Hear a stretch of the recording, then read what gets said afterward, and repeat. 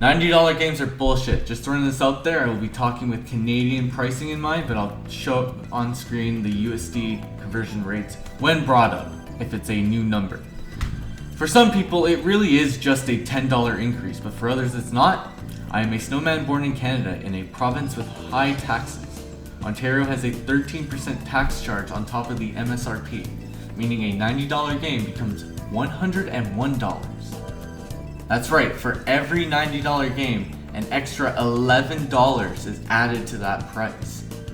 This tax also applies to any add-ons offered by the company on next-gen hardware digital storefronts. With cost of living and bills eating up roughly 66% of my pay before groceries, it means that when two video games come out close together, I have to pick and choose which ones I want. I know, first world problems, but hey, I chose Bravely Default 2 over Returnal. And I heard Returnal's fantastic, but I was not spending $101 on that game. Depending on my interest, I may just go to a storefront and buy something that's on sale rather than buy a brand new game. Companies really are able to take the gaming community for a ride.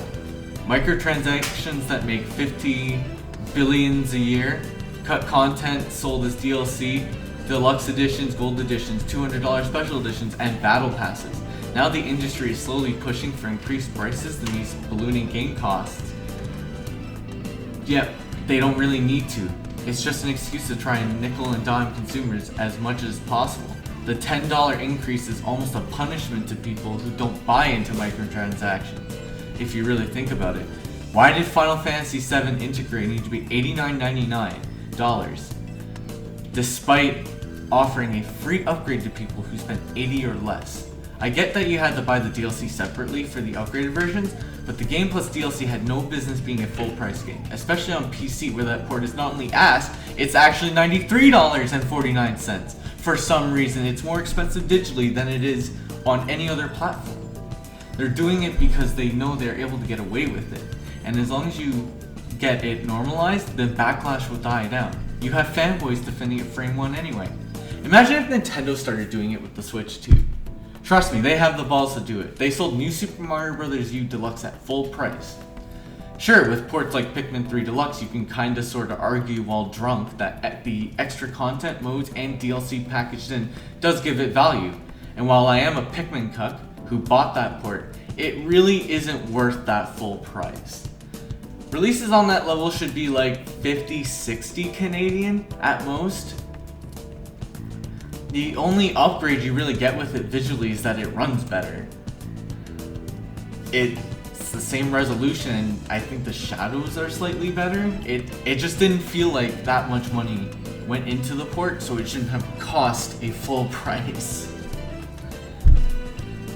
I don't think there's ever been a port or remake Nintendo has done worth $80, and the idea of them ever jumping that price up keeps me up at night. I may not live to see their next gen system. With new games, it definitely has affected my desire to purchase titles day one. I just bought Returnal nearly a year later for $30 off, and it's not that the game isn't quality. In fact, I've heard it's fucking fantastic. But at the time, it was coming out around Super Mario 3D World plus Bowser's Fury and Bravely Default 2. On top of that, it was a new IP and a game I wasn't sure I was gonna like. Which game did I end up buying? The games that I was more comfortable buying. And that's a real shame, because Sony's greedy, they lost a day one sale on me. The game really didn't deserve to be put into that position. There are only 2 times I spent the full fat $90 on a next-gen game. The deluxe edition of Spider-Man Miles Morales came with the remaster of Spider-Man 2018, which I hadn't played yet. So it had value because I got 2 games for the price of what's supposed to be 1, I guess. And the other was Demon's Souls, because what else was I going to play on my launch PS5, and I'm a fan of Souls games. So that told me it's going to come down to whether or not I'm a big fan of the IP, or the publisher throws extra goodies in that package to drive up the value. PlayStation games tend to drop in price pretty fast. or at least have good Boxing Day deals. So what's the point of playing them at launch if you're not comfortable buying them? I spent $350 on Boxing Day on 12 different games, and Scarlet Nexus and Returnal were one of them. If I waited to buy Tales of Arise, I could have got it for $50. I'm not going to bring up the usual fanboy arguments. There is no justifiable excuse. There's no mental gymnastics worth going over.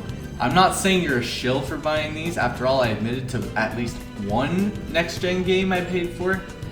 But my point is arguing why I'm against it. At the end of the day, value is subjective. However, what isn't subjective is that it is not just a price going up.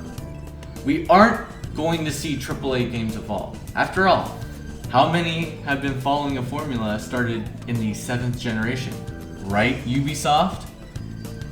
Thank you for listening to my video. This was scripted, but I still tend to slur words and fumble a bit.